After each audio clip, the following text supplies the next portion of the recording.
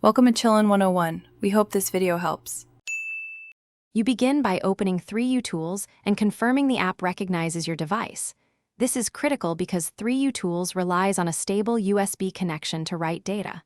Once done, switch to the Toolbox tab and select Restore Backup.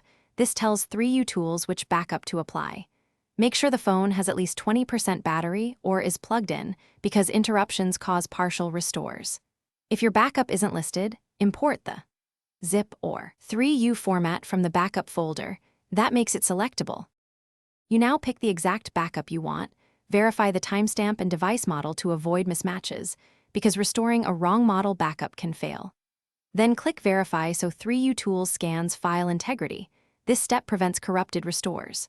Once verified, use the Customize option to include or exclude apps, photos, messages, or settings. This saves time and storage.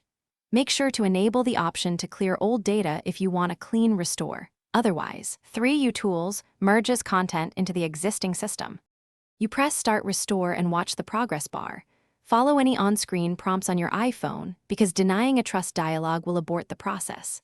If the procedure stalls or returns an error, disconnect and reinstall Apple drivers, restart 3utools, then retry. Driver issues are a common blocker. Once the restore finishes, reboot the device and inspect contacts, messages, photos, and key apps to ensure everything returned. If something's missing, rerun, verify, and restore only that specific backup segment. Thanks for watching. Consider subscribing if we helped you.